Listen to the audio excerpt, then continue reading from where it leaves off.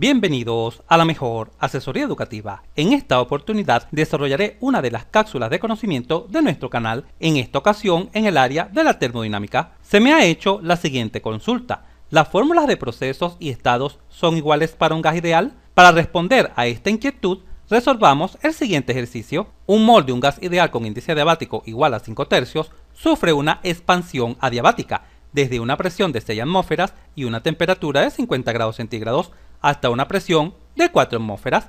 Considerando que la constante universal de los gases es 8,314 joules sobre mol Kelvin, determinar cuánto trabajo realiza el gas durante este proceso. Ilustremos lo que está sucediendo. Se tiene un mol de un gas ideal en un estado inicial, el cual he denotado como estado 1. Se conoce tanto la presión como la temperatura. Luego sufre un proceso de expansión adiabática. Recuerda que en las expansiones el volumen aumenta hasta llegar a un estado final, el cual he denotado como 2, estado 2, en el cual únicamente se conoce la presión.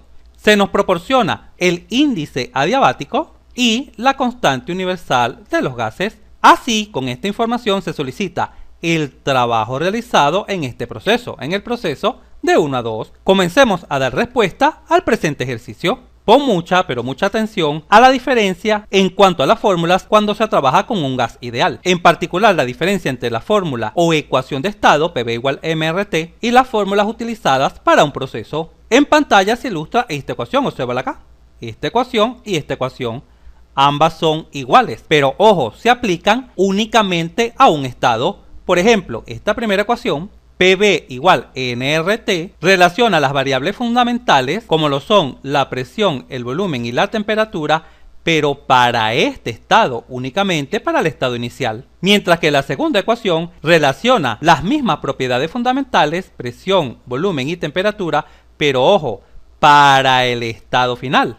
En conclusión, la ecuación de estado PV igual nR por T únicamente se aplica bien sea a un estado inicial o a un estado final. Ahora bien, en cuanto a los procesos, que son los causantes del cambio de estado, dependiendo del tipo de proceso, tendrás que utilizar ciertas fórmulas. Por ejemplo, en este caso estamos en presencia de una expansión adiabática. ¿Qué fórmulas se cumplen en este tipo de procesos adiabáticos, tanto en expansiones como en compresiones adiabáticas? Estas fórmulas que visualizas acá al centro. Estas son las fórmulas que se cumplen para un proceso adiabático. Acá la palabra clave es adiabático, donde K, este exponente K, quizás en este momento te preguntes, ¿pero quién es K? K es justamente este valor, el exponente o coeficiente adiabático. Estas fórmulas son únicamente válidas ¿en dónde? En los procesos únicamente. Estas fórmulas no se pueden aplicar a ningún estado, ni al estado inicial, ni al estado final. No, estas fórmulas lo que hacen es relacionar el estado inicial con el estado final. Y quizás te preguntes, ¿pero de qué manera? Fija tu atención en esta primera fórmula. ¿Qué quiere decir esta fórmula? PV a la K igual constante. Lo que quiere decir es lo siguiente, que la presión 1 por el volumen 1 elevado a la K, ojo, lo que está elevado a la K es únicamente el volumen, debe ser constante, debe ser exactamente igual a la presión del estado 2 por el volumen 2 elevado, por supuesto, a la K. Esto es lo que quiere decir esta fórmula. Y repito, únicamente se aplica a los procesos. Como se requiere calcular el trabajo en este ejercicio, lo podemos hacer de la siguiente manera. Recuerda que para un sistema cerrado, el trabajo se conoce como trabajo absoluto y se calcula con esta fórmula general. Presión por el diferencial de volumen, porque en los sistemas cerrados, por lo general, lo que varía es el volumen. Y como el proceso es adiabático, la fórmula para calcular el trabajo será esta: presión final por el volumen final menos presión inicial por el volumen inicial dividido entre 1 menos K. Ya en nuestro video, donde explicamos todos los tipos de trabajo, tanto para sistemas cerrados y abiertos, dejamos una nutrida cantidad de fórmulas para que jamás tengas problemas con los trabajos. ¿Te has perdido de esta importante clase? No te preocupes, acá en la mejor asesoría educativa siempre te dejamos toda la mano. Entra acá en la esquina superior derecha de la pantalla y domina hoy mismo cómo calcular cualquier tipo de trabajo en termodinámica. Genial, continuemos. Al examinar esta fórmula caemos en la cuenta que para obtener el trabajo necesitamos tanto la presión 2 como el volumen 2. Por supuesto, también necesitamos la presión 1 y el volumen 1. El coeficiente adiabático no lo debemos calcular, ya que se nos proporciona como dato. El mismo vale 5/3. Comencemos con el estado 1. ¿Qué necesitamos conocer del estado 1? Según la fórmula del trabajo, necesitamos conocer tanto la presión como el volumen. Presión 1 por el volumen 1. En este caso conocemos la presión 1, pero ojo, el volumen 1 no lo conocemos, pero ¿lo podemos obtener? Sí, de la siguiente manera, aplicando la ecuación de estado. ¿Y por qué sabemos que en este caso podemos recurrir a la ecuación de estado para obtener el volumen 1? Porque conocemos dos propiedades independientes. Siempre recuerda el postulado de estado, que nos dice que para definir completamente un estado se requieren conocer dos propiedades independientes. Y si te preguntas, ¿pero por qué se necesitan conocer dos propiedades independientes para definir un estado? Bueno, visualiza la ecuación de estado. Presión por volumen igual a N por R por la temperatura 1. Ya sabemos que la cantidad de sustancia, que es el número de moles, y la constante universal de los gases son constantes en un sistema cerrado, porque la cantidad de sustancia no varía. Por lo tanto, lo único que varía es la presión, el volumen y la temperatura. Varían tres variables fundamentales. Por lo tanto, para poder conocer cualquiera de estas tres variables fundamentales, presión, volumen y temperatura, se hace necesario conocer al menos dos, porque claro, tenemos una ecuación con tres incógnitas. Imaginemos que en un ejercicio conoces la presión y también conoces el volumen.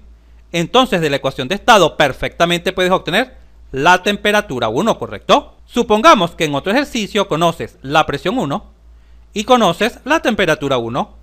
Entonces perfectamente puedes despejar el volumen 1, ¿correcto? Y finalmente, imaginemos que en otro ejercicio conoces el volumen 1 y conoces la temperatura 1. Entonces perfectamente puedes obtener la presión 1. Tal como podemos caer en la cuenta, al conocer dos propiedades de esta ecuación, perfectamente podemos despejar la tercera propiedad, ¿correcto? Y esta es justamente la razón de por qué necesitas conocer como mínimo dos propiedades de un estado para así poder definirlo. En nuestro caso, como conocemos la presión 1 y la temperatura 1, perfectamente podemos recurrir a la ecuación de estado para despejar el volumen 1. Observa, acá se visualiza el despeje. Simplemente la presión que está acá multiplicando, observa acá la ecuación de estado, pasa a la derecha a dividir. Luego se sustituye. La cantidad de sustancia es un mol, la constante universal de los gases, por la temperatura 1. Y ojo, algo muy importante, siempre las temperaturas deben estar en unidades absolutas para poder aplicar la ecuación de estado. ¿Qué significa esto? Que deben estar en Kelvin. Pero ¿cómo transformamos de grados centígrados a Kelvin? Recuerda que simplemente debemos sumar 273 y listo, es bastante sencillo. 50 más 273 es igual a 323 Kelvin. Por tal razón visualizas acá 323 Kelvin.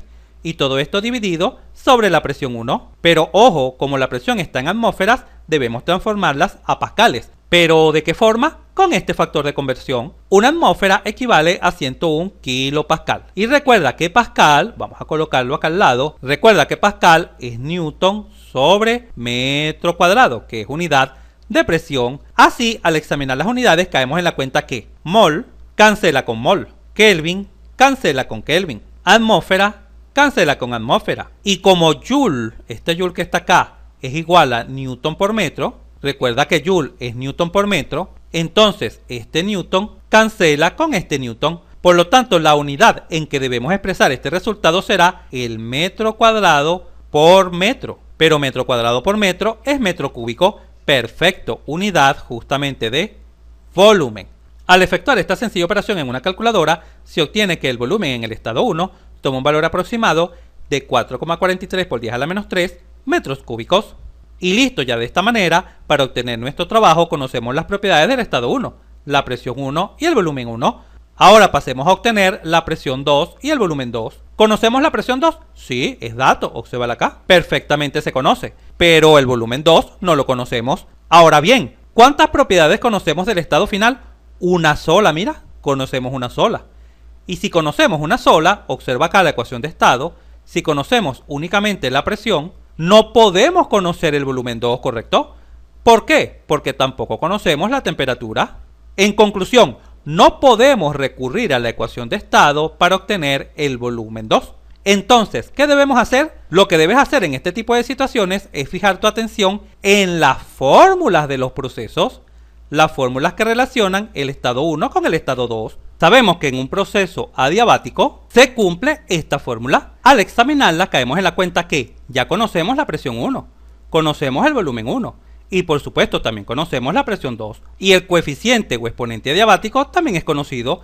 Por lo tanto, la única incógnita es justamente el volumen 2. ¿Cómo lo despejamos? De la siguiente manera. Esta fórmula se puede escribir así, obsérvala acá, de donde perfectamente podemos despejar el volumen 2. Esta K, que está acá como exponente, pasa al otro lado como 1 entre K, ya que se está despejando. Y este volumen 1 que está dividiendo pasa a multiplicar, de tal forma que este despeje nos conduce a conocer el volumen 2. Ahora vamos a proceder a sustituir acá en el despeje. La presión 1 vale 6 atmósferas, la presión 2 vale 4 atmósferas, el coeficiente adiabático es 5 tercios, ojo, aquí es 1 sobre 5 tercios, multiplicado por el volumen 1, pero el volumen 1 ya lo conocemos, acá está. Al examinar las unidades caemos en la cuenta que atmósfera simplifica con atmósfera. Ojo, mucho cuidado acá, 1 dividido entre 5 tercios, esto es igual a 3 quintos.